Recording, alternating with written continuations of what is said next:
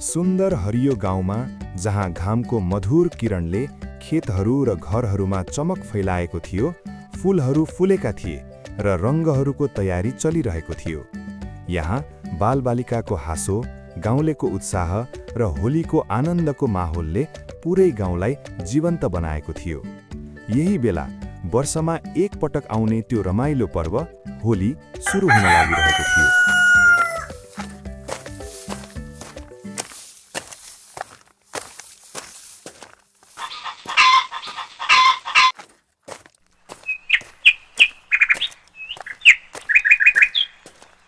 बाबा, भोलि त होली हो नि। यसपालि पनि म साथीहरूसँग होली खेल्छु है। राम्रो कुरा हो, तर ध्यान दिएर खेल्नु। कसैलाई जबरजस्ती रङ नलगाउनु। धेरै पानी नखेल्नु है, चिसो लाग्न सक्छ। हुन्छ बाबा, हामी सबै मिलेर रमाइलो गरेर खेल्छौँ। म धेरै पानी प्रयोग गर्दिन। बाबा, हामी हरेक वर्ष ठुलो उत्साहका साथ होली मनाउँछौँ र साथीभाइसँग रङ खेलेर रमाइलो गर्छौँ। तर यसको वास्तविक र मुख्य कारण के हो बाबा? छोरी, तिमीले धेरै राम्रो प्रश्न सोध्यौ, तर यसको जवाफ मैले दिनुभन्दा बरु हजुरआमाले अझ राम्रोसँग दिनुहुन्छ जस्तो लाग्छ। हजुरआमा त भित्र घरमै हुनुहुन्छ, तिमी उहाँसँग गएर सोध्न है। हुन्छ बाबा, म अहिले नै भित्र गएर हजुरआमासँग सोध्छु।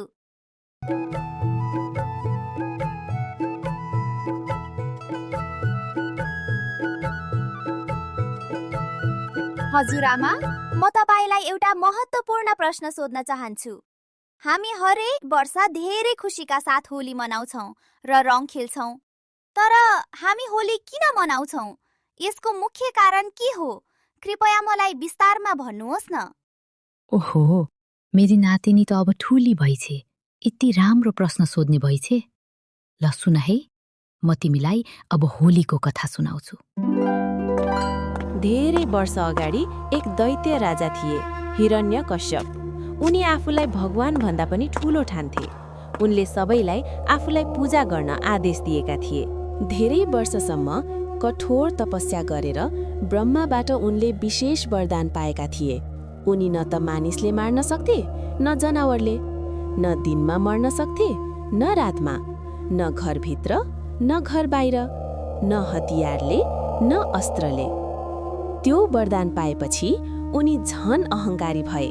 उनको दरबारमा ठूलो सिंहासन थियो, सुनले बनेको मुकुट लगाउँथे र जहाँ जान्थे त्यहाँ सैनिकहरू राजा नै भगवान हुन् भन्दै कराउँथे। उनले आफ्नो राज्यमा नियम बनाएका थिए, मेरो नाम जपो, मेरो पूजा गर, अरू कसैको होइन। तर उनका छोरा प्रहलाद भने भगवान विष्णुका महान भक्त थिए। अब उनी साना बालक थिएनन्। उनी एक साहसी, बुद्धिमान र शान्त स्वभावका युवक भइसकेका थिए। दरबारमा उनी राजकुमारको रूपमा बस्दथे, तर उनको हृदय सिंहासनमा होइन, भक्तिमा थियो। बिहान सूर्योदय हुँदा महलको आँगनमा उभिएर उनी आँखा बन्द गर्थे र गहिरो स्वरमा जप गर्थे, ओम नमो नारायण। महलभन्दा केही टाढा हरियाली र शान्त वनको बीचमा एउटा पुरानो मन्दिर थियो। त्यो मन्दिर समयको मारले अलिकति जीर्ण भइसकेको थियो, तर त्यहाँको पवित्रता भने कहिल्यै कमजोर भएको थिएन। मन्दिरको अगाडि ढुङ्गाको सानो सिडी थियो, जसमा बिहानको शीतका थोपा चम्किरहेका हुन्थे। हावाले पातहरू बिस्तारै हल्लाउँदा वरिपरि एक किसिमको दिव्य शान्ति फैलिन्थ्यो। त्यो मन्दिरभित्र भगवान विष्णुको मूर्ति शान्त मुद्रामा विराजमान थियो। मूर्तिको अनुहारमा गहिरो करुणा र शान्ति झल्किन्थ्यो। जब राजालाई थाहा भयो कि उनका छोरा प्रहलाद अझै पनि भगवान विष्णुको भक्तिमा अडिग छन्, त्यस क्षणदेखि उनको क्रोधले सीमा नाग्न थाल्यो। राजा हिरण्यकश्यपका लागि यो केवल अवज्ञा मात्र थिएन, यो त उनको अहङ्कारमाथिको चोट थियो। उनले आफ्नो जीवनभर शक्ति कमाए, वरदान पाए, सारा राज्य आफ्नो अधीनमा राखे, तर आफ्नै छोराको मनमाथि भने नियन्त्रण गर्न सकेनन्। दरबारको विशाल हलभित्र उनको रिस आगोझै बलिरहेको थियो।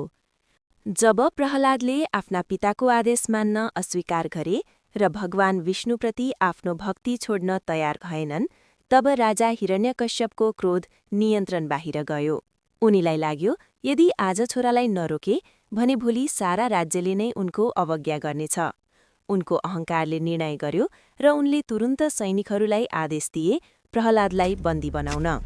अँध्यारो र चिसो कारागारभित्र थुनिए पनि प्रहलादको अनुहारमा न त पीडाको छाया थियो न त भयको सङ्केत। उनी शान्त मुद्रामा आँखा बन्द गरेर भगवान विष्णुको नाम जप्दै बसे, किनकि इतिहासले बताउँछ उनको अटल भक्ति र अडेग विश्वासले उनलाई जेलका पर्खालहरूभन्दा पनि बलियो बनाएको थियो।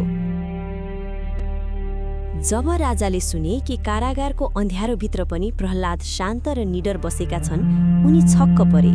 क्रोधले भरिएको मन एकछिन अडियो, किनकि उनले सोचेका थिए डरले छोराको विश्वास तोडिदिनेछ। तर प्रहलादको अटल भक्ति देखेर राजा स्वयं आश्चर्यमा परे।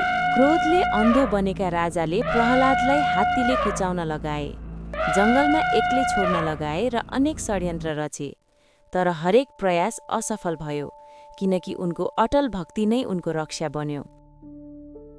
जब बारम्बारका सबै प्रयास असफल भएर प्रहलादलाई कुनै हानि गर्न सकेनन्, तब राजा हिरण्यकश्यपले आफ्नी बहिनी होलिकाको सहारा लिए।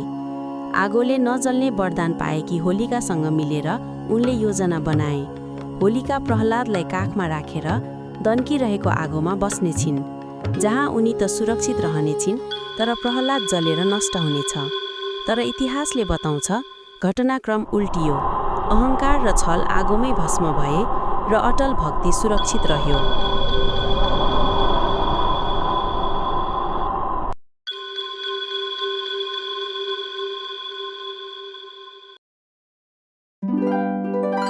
जब सबै योजना असफल भयो र प्रहलाद अझै सुरक्षित रहे, तब राजा हिरण्यकश्यपको क्रोध चरमसम्म पुग्यो।